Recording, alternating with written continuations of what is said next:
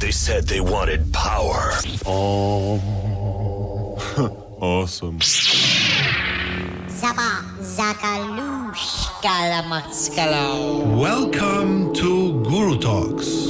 Guru? What do they do, like levitate and chill on mountaintops? Not exactly, but you are in the right place to find out everything you need to know, and it's actually quite simple.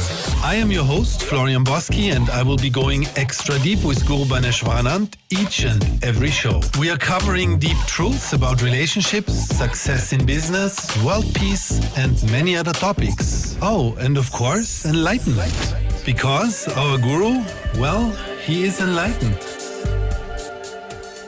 This is the 18th episode of Guru Talks. Welcome, Guru Bhaneswaranand. Thank you. Today's topic is about free will versus determination, and we have a special guest on the show today, Fabiana Bertolani. She's a student of Guru Bhaneswaranand. Welcome, Fabiana. Hello. Fabiana has always a lot of questions, and that's why we invited her today, not only for that reason, but also because we're all together in the beautiful city of Paris. As part of Guru Bhaneswaranand's workshop tour through Europe, the Inner Peace Journey workshop. So there is a story in Greek mythology, and the discussion about free will versus determination has always been a rampant topic in philosophy. Now the story we are talking about is the story of Oedipus. Oedipus was part of a prophecy. When he was born, there was a prophecy being made that he would kill his father and he would marry his own mother. His father knew about this prophecy, took him in a very bad decision, and left him in the forests with the belief that he would probably die by himself. This didn't happen. Instead, he was being picked up by another couple, and they raised him. They were his step-parents, but they never told him that he is an adoptive child. When he became older, he heard about the prophecy, and for that reason he ran away from home to avoid that he would ever kill his father and marry his mother. As he was wandering through the lands, he met his father, killed him, and then married his mother without knowing it, therefore fulfilling his prophecy. What's the moral of the story? That you can never escape fate. Now, we have spoken briefly in other episodes of our podcast with Guru Bhaneswaranand about this huge topic of, is there free will? Do we have free will? Or is everything that we do in life determined? Is everything that we do in life fate? Now, Guru Bhaneswaranand, please, can you share with us your opinion on this topic? This story, what you told, is a strange story. I think I'm hearing for the first time. But you are right. Everything is decided. Still, if all of us start thinking that everything is decided, nobody may like to work. So maybe it is decided like this, that I work and get it. So both the things exist, free will as well as determination. Okay, so under which circumstances does free will exist, and under which circumstances are things determined? Can you make a distinction here, please? Law of nature says that things are pre-decided, but still you can change them. And therefore, we visit the place of worships, we go to churches, we go to mosques, we go to temples, and we say, "Oh God, forgive me." And we believe that God forgives our sins. And then where is the question of determination here? It is both that whatever is decided, you can change it by your prayers, you can change it by the rituals, you can change it by your good deeds, you can change it by whatever you are doing.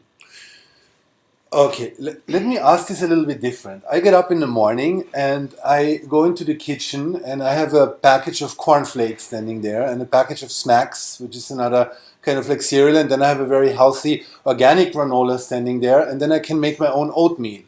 And I stand there and try to decide what do I feel like, and then I go about it and decide I'm going to have the oatmeal today. Has this been already decided? Or am I actually deciding in that moment?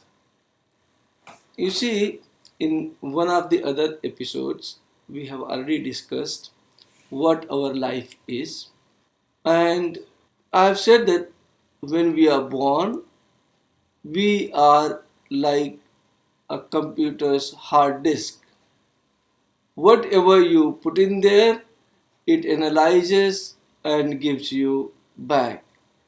So, whatever you want to eat, you will pick it up and eat it. It has got nothing to do with the predetermination, or it has got nothing to do with your free will. Well, if I choose cornflakes or oatmeal, has a lot to do with my free will, I would think. Why do you say it doesn't? How it, what it has to It's do a with the free choice. will. Every time I have a choice, I can choose A or B. I mean, this goes for small things like breakfast, but it goes for very huge things. Who do I marry? Who is my boyfriend or girlfriend? Who is my spiritual teacher? What profession do I choose? Which school do I go to? Which Go, university do I go to? go easy in life. Whatever comes your way, take it. Use your free will. Whatever you want, you take it. And whatever you are taking it was predetermined. So the cereal is predetermined that I'm going to eat tomorrow morning. You don't worry whether it is predetermined or not, just keep doing your work. It comes to your mind only because it is predetermined. So, whatever is coming to your mind and you are working is already predetermined. You do it as your free will. Free will is nothing but an illusion. Well, that sounds very sad and frustrating for us if there is no free will, doesn't it? If you understand from where this predetermination comes, you will understand that it is definitely not. Predetermination comes from our previous karmas. Whatever we have done, according to that, our life gets predetermined. But do your karmas. Nature or source has never said that you be without karmas. You do your karmas, and if something goes wrong or something goes right, you do not feel responsible for your deeds. And that is called surrendered karma, and we say that it was predetermined, but you do not know what is predetermined. So you keep doing your work, keep doing your karmas, keep doing your utilize your free will, do whatever you feel like. Only thing is that whenever something goes right or wrong, don't worry about it. If somebody listens to our podcast and realizes, wow, okay, Guruji says there is no free will, it just feels like it. So even though he recommends to me to keep doing my job, to keep taking care of my children, to keep doing my karmas, as you say, that person could also decide, well, if everything is predetermined, then I can just stop everything. And then he stops everything. Is that free will or is that also predetermined? It is definitely predetermined, but why do you stop something? You do your things the way in which you want to do. You do your deeds the way in which you want to do without worrying for the results, and everything what is there determined in your life will keep coming. Okay. Just to kind of like get into this idea of doing your karmas, right? Because you defined karma before as kind of like an emotional attachment, right, that we have. So in this case, when you say do your karmas, are we talking about attractions that we have towards one cereal versus another? To give a silly example? You can say so, but it's okay. You can take anything you feel like. There is nothing right or wrong. Whatever you take, that was the determination of the nature. There was a study done where they found out that when somebody initiates a movement in the experiment, they were told to either make a certain movement with their wrist or not make a certain movement with their wrist, and then it was determined that they were indicating when they became aware of their decision. And these studies found out, and there were several studies done on this, that 2.5 seconds before a person was becoming aware that they are going to do a certain movement or not going to do a certain movement, the neurological activity was already starting to initiate the movement or missing and not initiating the movement. 2.5 seconds, right? So there is philosophers that deduct from that we absolutely have no free will, which is kind of like supporting what you're saying, you could say, right? I also agree that in the morning when I choose my cereal, that I am definitely choosing which cereal I'm going to eat. So you're basically saying this is an illusion. However, since I never know what the predetermination is, I shouldn't worry about it. Am I saying this correctly? What you explained? Yes, you are correctly understanding it and getting it. It is a continuous process. What we have done keeps coming to us. The basic things, what source or what nature has given us, is basic framework in which we should work, and that framework is like a big computer. You can call it server, and that server is connected to our life, and this life you can call our computer or ourselves. You keep feeding things, good or bad, they gets analyzed and comes back to us again in the form of good or bad. Karmas, when we discussed last time, they were surrendered karmas and unsurrendered karmas, good karmas and bad karmas. Good and bad karmas both bind us, and we get affected by the result of it. Surrendered karmas are those karmas which we surrender it to source, so the result of that does not affect us. I have a question. I'm going to try to formulate it as best as I can. Say, for example, a person with a disease. Was that already predetermined? And what would be the spiritual work to be done by that person? Or is it safe to say that the only free will in that case would be how the person reacts to the situation? Did that person bring that about themselves, or was it going to happen regardless of anything because that was already predetermined? Whatever karmas you have done, according to that, the predetermination of your life gets decided. Now, nature has got no role to play in it.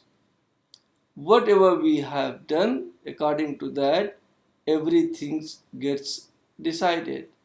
Nature has made the broad rules, and if you keep cutting the trees, you'll have the effect of it. If you keep doing something, you will have effect of it. So maybe that person has done something in the past which was not suiting the circumstances, and because of that, he or she has suffered today. What would that person's spiritual work be then to evolve, to overcome the situation, to change the karma, to have some participation in their own free will and getting out of that cycle? Life is predetermined depending upon our karmas, as I have explained to you.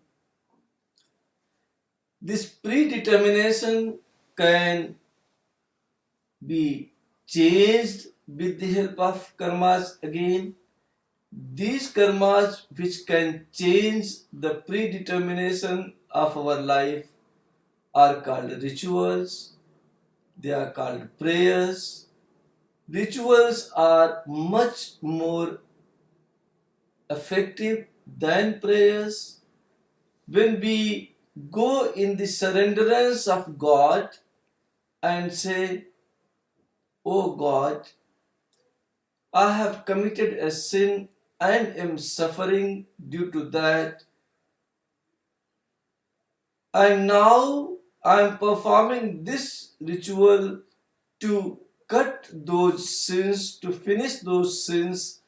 Please finish them and please remove the miserable part of my life into a happy part." By performing these rituals, the predetermination of our life, we can change and can be happy. Why are rituals much more effective than prayers? Anything you do systematic has got more result than a non-systematic doing. Rituals are systematic prayers and prayers are non-systematic rituals. So you're saying we can change our determination or predetermination. But what I'm wondering is if we have the idea to do a ritual or to do a prayer, wouldn't that, according to your whole system that you explained, wouldn't that also be predetermined? Yes, very much. That is also predetermined, and therefore you take the surrenderance to the higher power called God and do it. So again, no free will at all, even with rituals. I have already told you that free will is nothing but an illusion. Okie dokie. Can you speak a little bit more about discrepancy? Because I assume there would be many people who think that, well, if everything is predetermined, why do I have to try anything? And what does trying mean? What does that look like? So what does surrender to source look like, and what does trying look like? Predetermination, I told you that the broad laws of nature are decided, and then whatever you do get registered in the servers, and your future gets decided and it comes back to you. Okay, so predetermination is dependent again on what you have done in the karmas, and according to your karmas it keeps coming to you. So everything that happens is karma? For everything what happens to you, you and only you are responsible. And yes, it happens because of our karmas. But you say it keeps coming back until you resolve it. How does that look like? What does trying look like? Just give an example so a person can relate to, okay, this is how I go about taking action into solving this, into trying, into fixing this, overcoming this. This is how I surrender to source. Yes, you see, when the present moment of your life comes, you always think that it is you who has made it. And when the difficult moment of life comes, you always think that this is God who has done it. Look, Right. This is unsurrendered karma, basically, the way you explain it. Yes. Okay. So now what? Either all good you have got, God has given you, then yes, all bad also what you have got, God has given you. But if you think that, oh my God, I have got so much of pleasure and it is because of me, my hard working, my this, my that, then whatever adversity you have got in your life, that is also because of what you have done. So you can't choose. So You cannot- either you take all karma or none. That's what I'm saying. You don't choose. It is beyond choosing. You have to have everything what you do, or you have to have nothing of what you do. So, okay, but how does this play into free will? Are you saying that once you surrender your karma, that you have suddenly free will, versus before you didn't? Is there a connection? Because that's where we came from originally. See, Yeah? free will always comes with a responsibility. Anything in this universe always comes with a responsibility. And you should, whatever you have done, you should be ready to face it. That is also a free will. And you have surrendered that I am not doing anything, I do not exist. It's only God who exists in me. He will do whatever He wants through me. There is also a free will. And if you do that, then only you are not responsible to what you are doing. Because that sounds like the exact opposite of free will, right? In a way, because you think about it, like suddenly, like you surrender, which means anything can happen and you have no more control in your life, right? At least when you're trying to achieve something, you have some sense, or at least some, I guess from your point of view, an illusion of control, right? Once you surrender, you don't even have that. So how can you call that free will suddenly? You see, you do not have control about anything. It's an illusion. It's an illusion. I think I have told it so many times. Yes, you have. My capability does not decide what kind of life I will have. Like, for example, if tomorrow I am traveling, my capacity decides that I can buy good class of tickets, I can spend good money to buy a good ticket. For And what do you mean? For what? for traveling in a train. Okay. But whether I will reach to destination or not, it's dependent on the driver who is driving my train, a signalman who is giving signals for train to go ahead.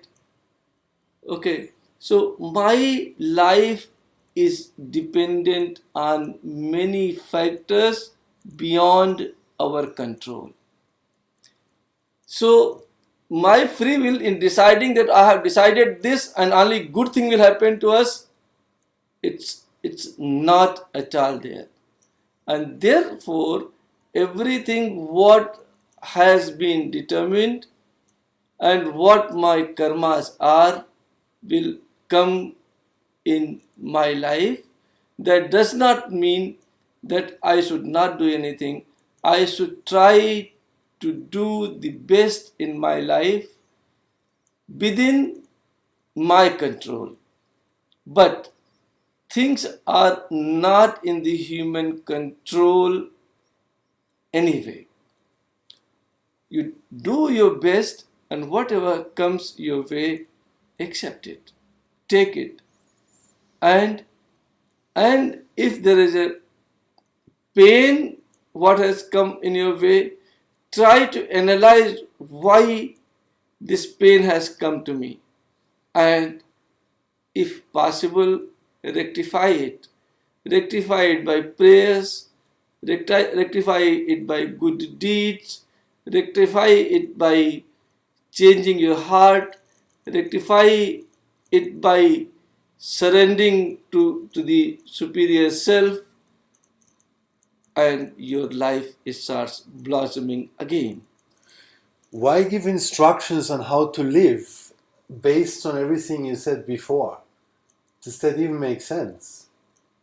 Means, Means if everybody anyway lives their life exactly the way some higher force determined for them, then why even give advice on how to live your life at all?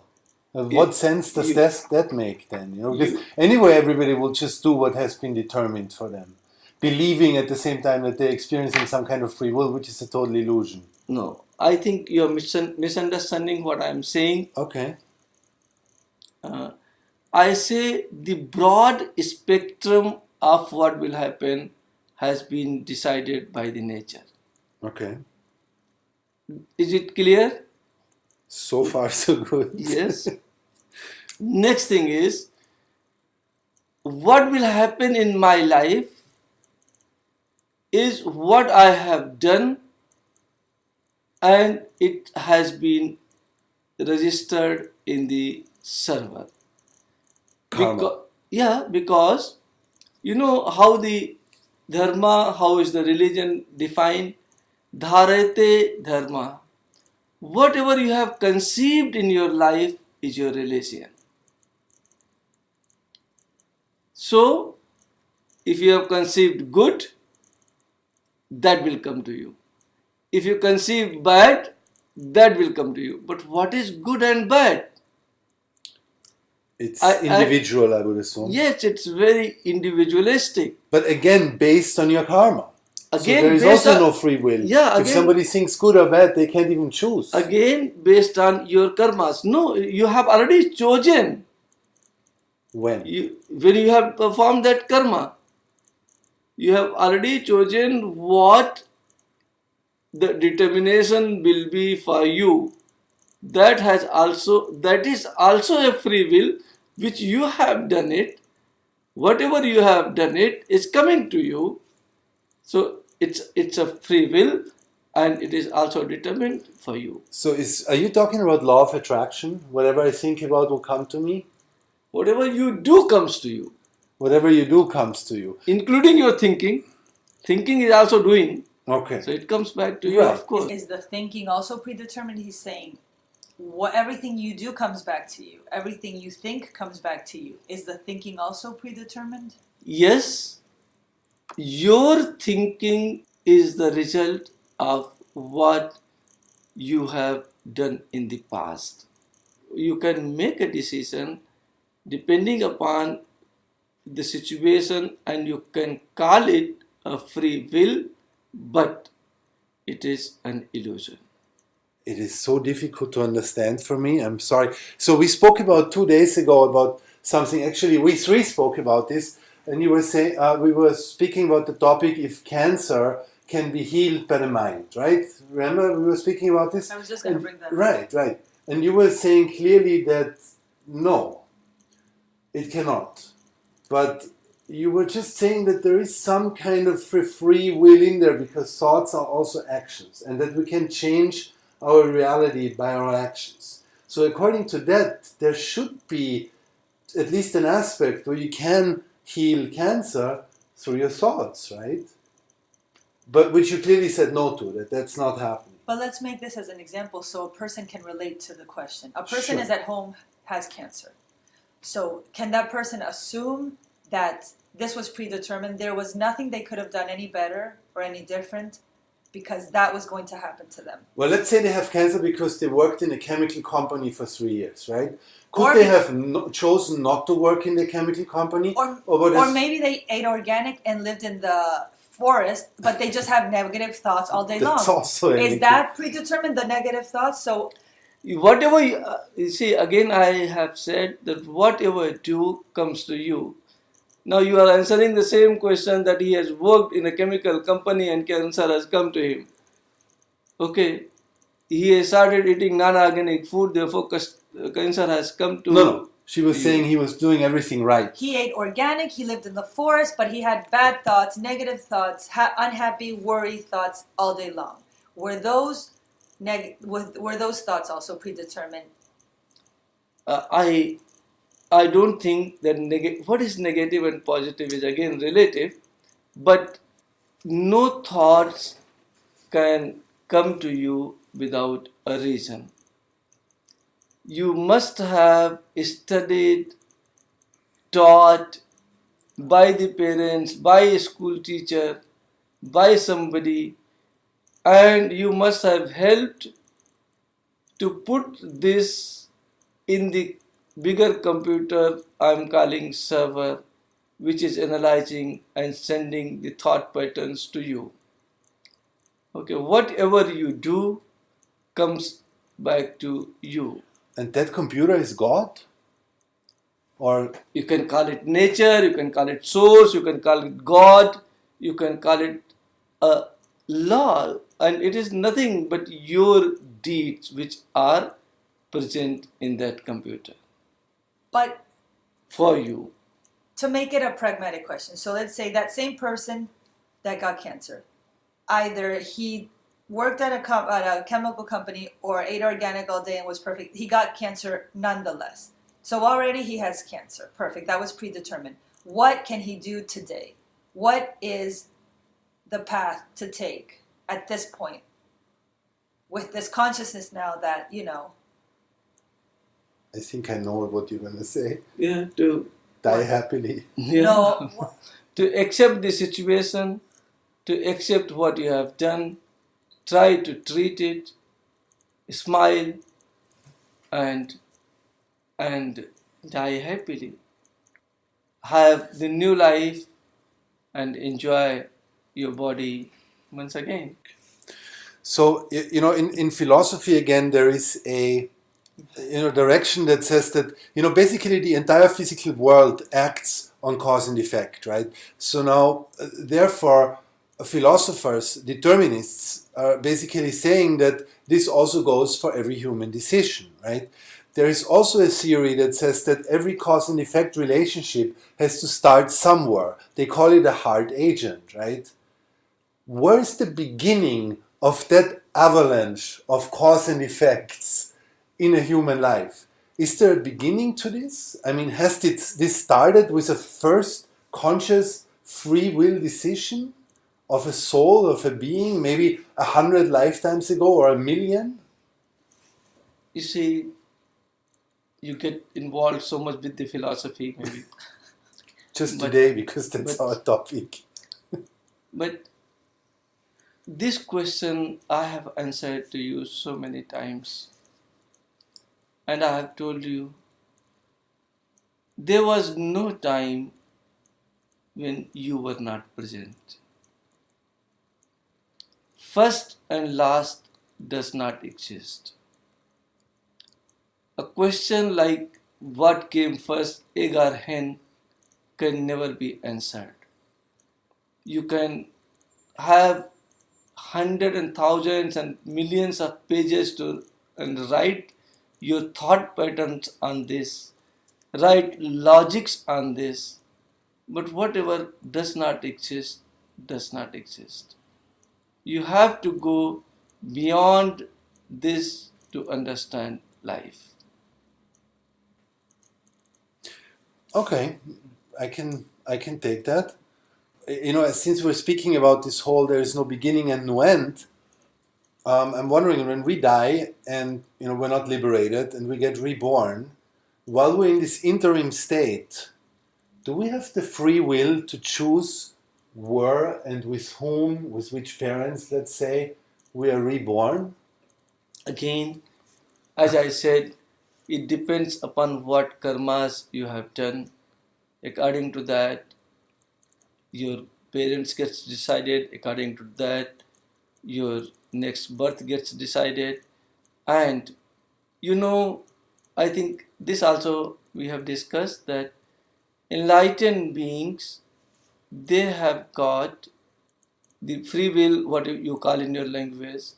They can determine where they want to take birth. Rest others of us, whatever whom gets available, we take our birth on and the life goes on. So the soul in this interim state, in a three energy form, the way you say it, or in a ghost form, so to say, or in a Spirit etheric, form, in yeah. a spirit form, okay, is just drawn or pulled into a, I guess, newborn baby, or into an embryo to be born without having any decision power. It's just watching the process of being pulled into this new life in South Africa or North Africa or Europe or wherever it is, without having any influencing power over it. That's what you're saying. Yes? I say so, yes. Okay. Very interesting, because you were saying that an enlightened being has the choice to do so. Now, my question is, because we have spoken about this before, and you have told me before, the moment a person gets initiated, their path towards free will is actually starting. Can you elaborate on that a little bit and explain how this works?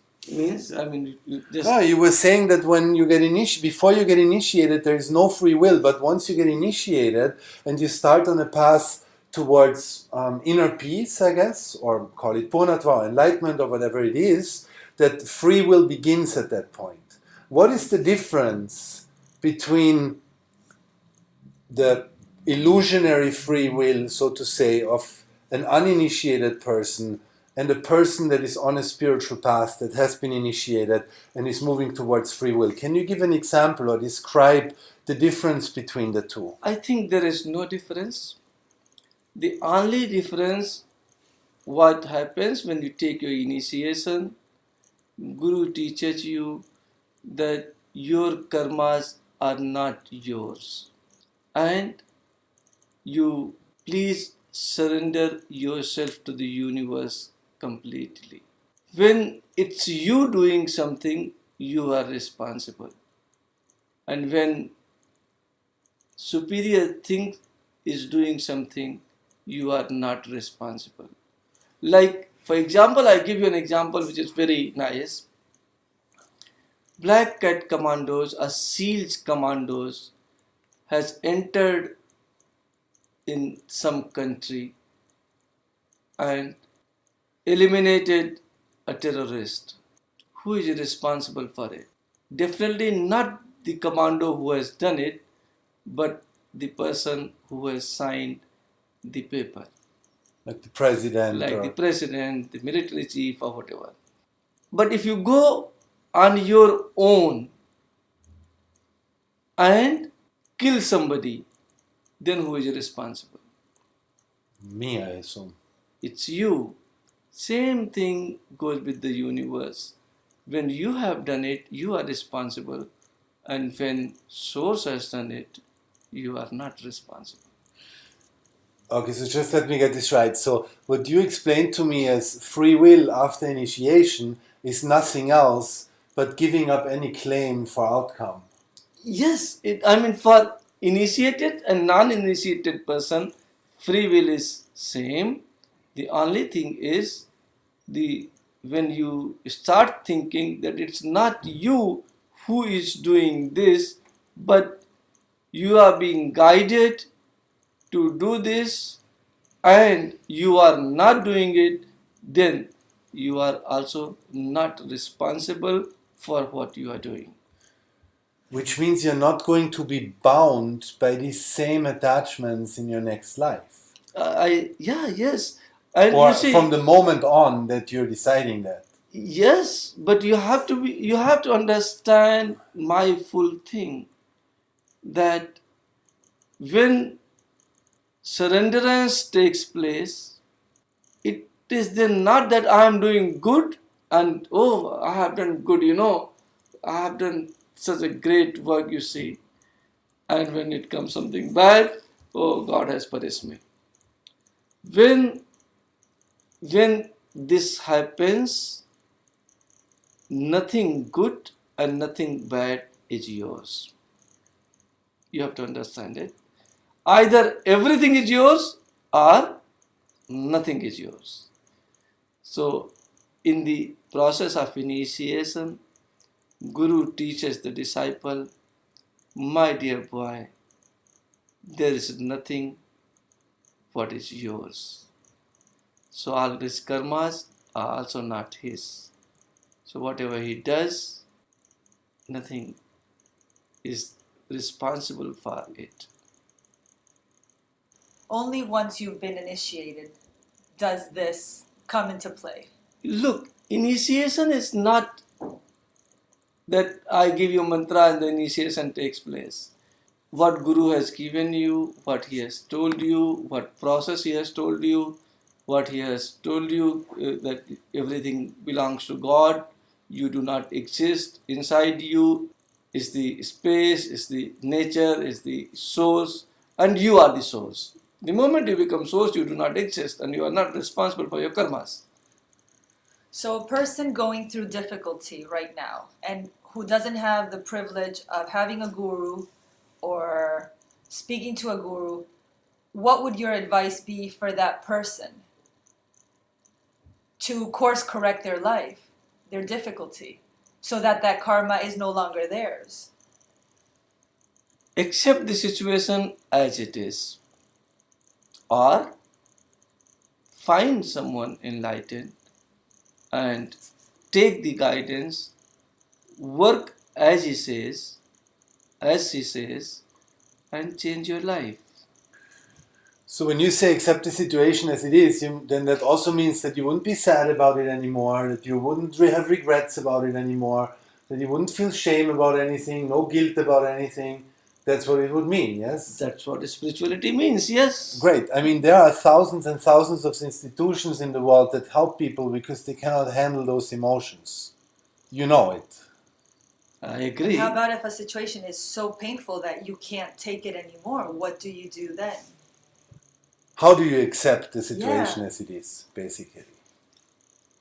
And not feel guilty because you know that you've created it with your karma.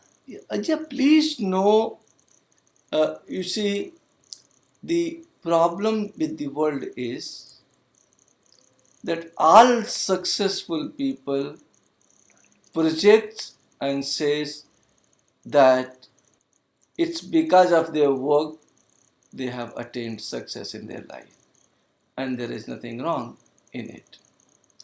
The moment you start failing, it's your parents, Your boss. his boss, your friend, your guru, somebody you start blaming on that it is because of him that my life is not going smoothly. But I tell you, nobody, absolutely nobody is responsible for the place where you are today other than you. Accept it.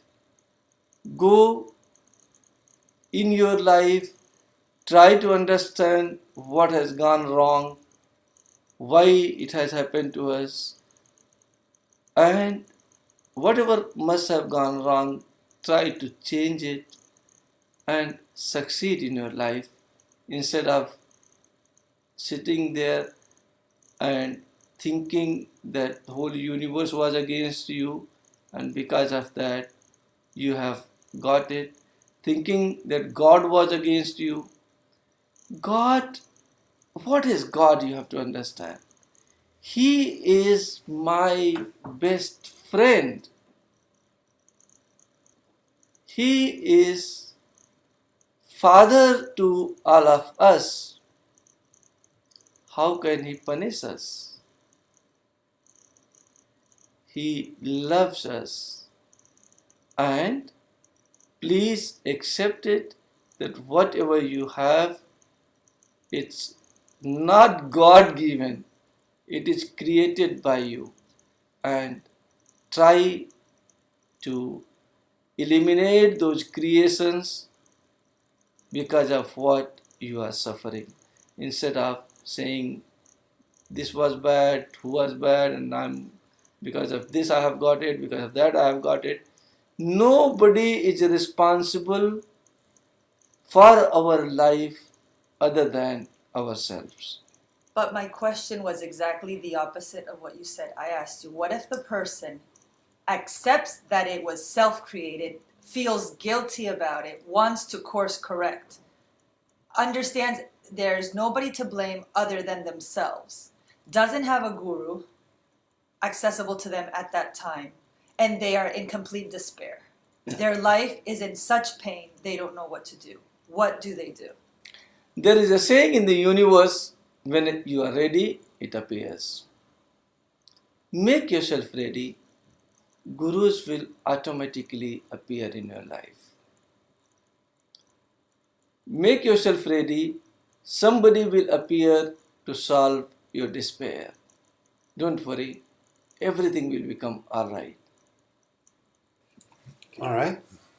You know, there is a widespread belief that I see in different spiritual communities where people believe that we encounter difficulties in life because we have something to learn from the universe.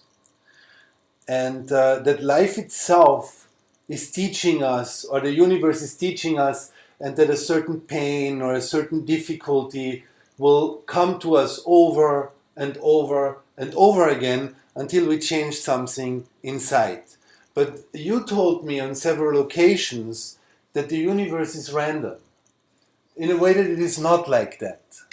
Can you elaborate on that, please? I still say the same thing. I still say that it's only me who is responsible for what I am. It is only you who is responsible for what you are. Now, when we get into bad phase of life, according to you, according to any individual perception, otherwise good and bad are illusion, they do not exist. But if you think and you have got a perception that I'm passing through the bad phase of life, I don't want to make myself responsible for it because I do not have courage to face it. So I say that universe is trying to teach me a lesson. Nobody is interested in teaching you a lesson. Whatever you have done, you have got. Whatever you are doing today, you will get tomorrow. Whatever good or bad according to you, you will do, it comes to you. Universe is very balanced. You start cutting all the trees of the planet, you will have no rain. And so you don't make responsible that I'm not getting rain because universe doesn't want, God doesn't want to give me the rain. Fact is, you are responsible. You have eliminated trees which were giving good life to human being. So now you suffer.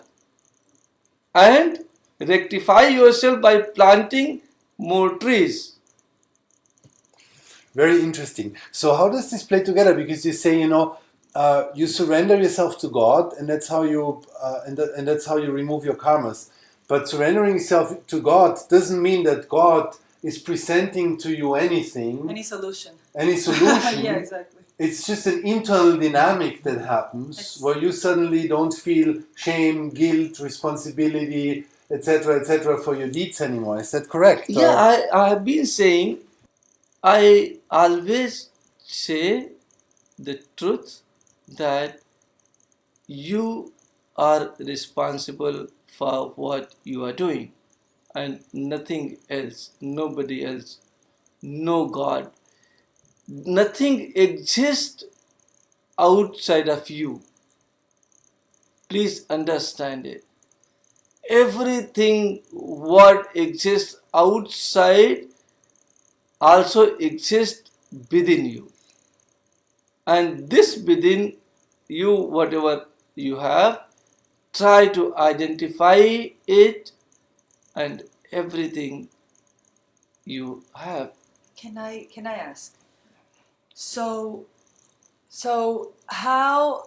basically your free will there is being non-reactive, like non-emotionally reactive to the situation. But if you know at this point, because of your level of consciousness, that you are the only one responsible, how can you not feel guilt? how to eliminate that awful emotion I'm that brings you back into a horrific, I'm not destructive cycle. I'm not saying that you don't feel guilt. It's okay to feel guilty. I have already said that whatever you have done, it has come to you. Take the responsibility. Okay. Instead of taking the guilt, take the responsibility and see what better I can do to change it. And do that, change it, instead of cursing every day, cursing God, cursing nature, cursing neighbor. That solutions are not there. What I'm discussing here is, if you want to have a better life, a changed life, start doing that instead of being in the state where you just want to feel guilt, make others responsible for it. It is not going to solve anything. But hold on. Guilt about failing myself is not making others responsible. It's making yourself responsible. I think you are saying the ideal thing. The moment you feel guilt, a lot of other emotions automatically comes along with it. Other emotions come into play. Are these other emotions bad or good? At the time of guilt, what emotions you can have? Well, maybe you start feeling more compassionate. Maybe you start feeling forgiveness. Maybe you start feeling more tolerant. Those are good emotions that may come along. If there comes, it's good, but most of the times, along with the guilt, what comes are the negative emotions. There is nothing good and bad, but what according to you have defined the negative and positive, mostly people get negative emotions. So, how to guide a person into a mindset to go to when, okay, I've assumed this situation I'm going through, this difficulty, this heartache, this disease, whatever. This is my responsibility. Give a pragmatic, useful pathway to take your mindset to a better place to help yourself overcome it. Yeah. Okay. Decide that you want to overcome it. Check. And if you decide, theory of probability says half of work is done. Okay. For another half, you start working. And the moment you have made a decision, chances for success becomes higher. And according to me, we all succeed if we have decided. So you were, it's interesting because we were talking yesterday about an injury that I had when I was 18 years old, and there is some bone deformation there, and we were discussing actually with you, Fabiana, right? We were discussing about that it's not possible to change that, right? So if because there is a physical change that happened that is so grave that you can't overcome it with your emotion. But you were just saying right now that you can change. If you have determination, you can change everything. How do you reconcile those two things? Huh? In your case, it has already been rectified. Maybe if it was not rectified, you could have not been walking. Maybe a little deformity remains, but it is rectified and you are walking. You are walking good. It's a medical problem. If you still feel there is something wrong, there are open surgeries available which fixes the bones and life becomes all right. I think you don't need it because you are walking nicely. May not be very, very, very nicely, but you are definitely walking nicely. Okay, so just for argument's sake, what if I would want to be walking very nicely? Top model. I want to be running every day, 4,000 meter races. You see, This is just for argument's sake. Yeah, Do you understand what I'm saying? I- Could be any other example too. I mean, there are I people mean- who are born with one leg. it's a hypothetical questions, but Yes. yes, I told you, accept the situation as it is and enjoy your life. Yeah, which is very different from what you said 3 minutes ago, right? That if you want to do something, then I believe that everybody can. That where you were Yes, you something go- on those lines. And You go again and meet an Paraphrasing. orthopedic surgeon, maybe he is able to help you. Meet an orthopedic surgeon and decides that I want to make it perfectly all right, maybe another surgery is going to help you. you know, there was this I forgot his name, but the first Superman actor, right? He became quadriplegic. Christopher Reeve. Yeah, Reed. Christopher Reed, and I believe he did everything in the world he could do to unquadriplegiate himself, so to say. Yes, I mean, look, I'm just saying the physical world has its limitations because you were saying it doesn't in a way, right? I'm saying the same thing. You see, when you decide, things starts improving for you. I don't know what decision he has made. Ask him. He's dead. You see, what decision you have made? I tell you, you have made a decision. I'm walking. It's okay. It's good. And you are walking. It's good. Oh, yeah. See, what decision you make, according to your determination, things starts changing for you. So this is free will. You can call it free will, but your willpower to make a change is also predetermined. So what would be your suggestion for him? That was predetermined, clearly. It was For- going to happen. For him, my suggestion is accept the situation as it is, Don't try to change it. enjoy your life. Don't be defined by this. Yeah. Yeah. Well, okay, so that's good. So I have another question. So now that we have determined that, you know, we live in a world of predetermination, everything is already set. So does this somehow connect to life's purpose? Is there a life's purpose in all this? Is there such a thing as finding our life's purpose? I know there are many people who are on a search of finding their life's purpose. Can you explain a little bit more about that, please? Purpose of life is to identify yourself. And I have always said that purpose of life is to identify yourself. Okay. Yeah, So said that many there is times. no purpose of life. That is not true. Purpose of life is to identify yourself. And how can you identify yourself? Not by these examples, not by anything, by not searching outside. You have to search inside you, and then you can identify yourself. And that is what the purpose of life is. I think I have always maintained that. That's a very philosophical way to say it, but what does that mean? I am here sitting at home and I'm thinking, how do I identify myself? How do I do that? Go inside you. And how do you go inside you? You take the help, take the assistance, and try to understand inner peace, inner engineering. Like, for example, I ask you something. Okay, do you see Florian? Yes, I do.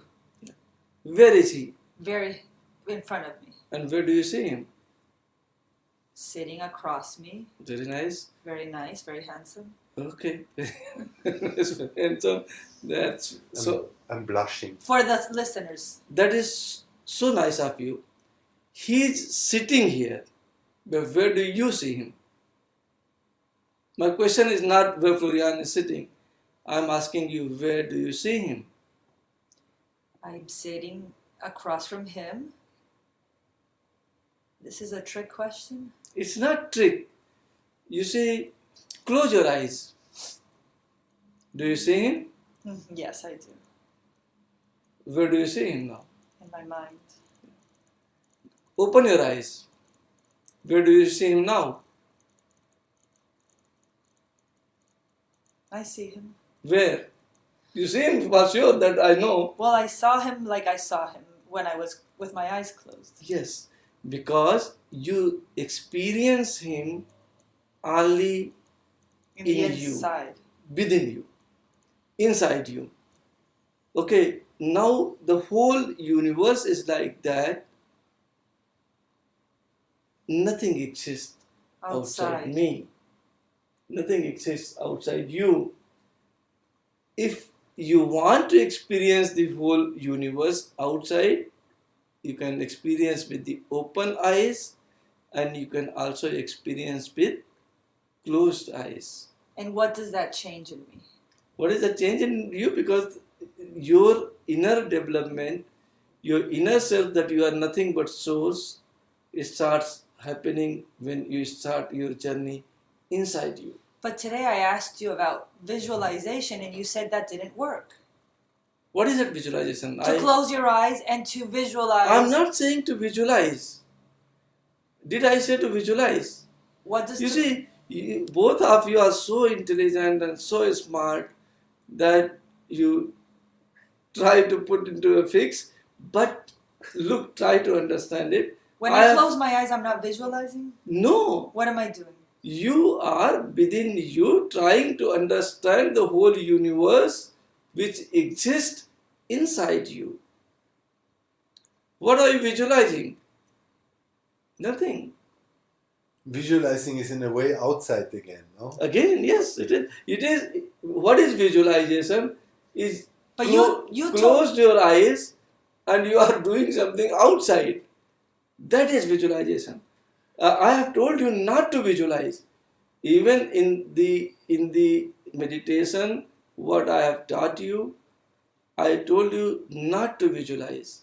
I told you to chant and be in you. I don't know how to do that. I need more guidance. And I'm sure, and everybody listening also wants to know, okay, if I am not, right now you told me, look at Florian. Now close your eyes. Of course I'm going to see Florian with his green shirt because I just saw him. But if I am supposed to close my eyes, chant, what? My purpose, my intention was not that you close your eyes and you see Florian. No. You see, what I wanted to tell you, that Florian does not exist. He does not exist. Okay, if he exists, it is within me, and as long as you want to see him, you can see him, and if you don't want to see him, you don't see him. That is what I wanted to tell. I don't want to tell that you close your eyes and you will be able to see still Florian. See, what the purpose, what I wanted to take you to is that everything is within us. Whatever we are experiencing outside, that also we are experiencing inside of us. So it's a reflection outside because it's within us. Yes. So when I am trying to go within and find myself, I close my eyes. Is there any tip or any guide, any additional guidance as to how to do that? Do I focus on my heartbeat? Do I focus on thinking of what people are always going to have random thoughts pop in and images. Whatever comes, How can you go let with it it? come. Whatever comes, let it come. It will automatically go away. Be to yourself. Be to the chant what you are doing. Be to the process what you are doing. Don't worry about anything else. What even the thought patterns comes, let it come. I've never said that you block it. Don't block it. Be to yourself. It will automatically get blocked. I'm trying to take you to a position where it starts automatically happening. Then you are doing it. You see, when it automatically happens, it's something different. And when you try to do, It's forced. it's forced. So focusing on the inside includes watching your thoughts move by, watching any pains in your body, hearing your heartbeat, sensing the mantra that you're repeating. This is all part It of... automatically starts happening. It automatically, whatever the situation, whatever the problem area is, that starts appearing automatically. You just let it be. And you just let it be. It will automatically go away from you. So we're very much close to the end of our podcast, but I just wanted to conclude here. This, in a way, what you're saying means that everybody in the world has the same purpose. Is this correct? Yes.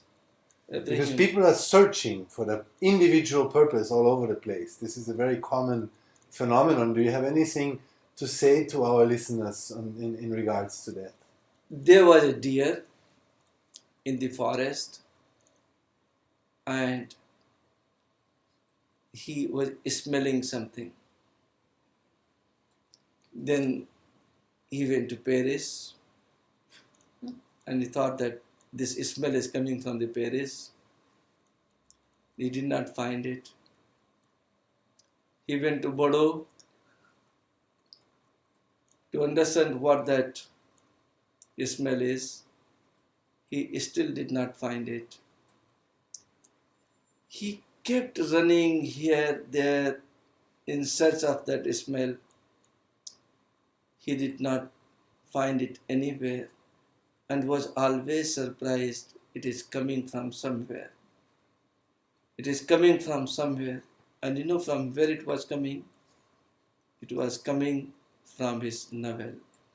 From his navel? Yes, because he had deers, some of the deers has got kasturi inside it, and it smells very nicely, very pleasant. Now we as a human being also searching something everywhere, not finding it, and not searching within ourselves. Search within you what you need, you will find.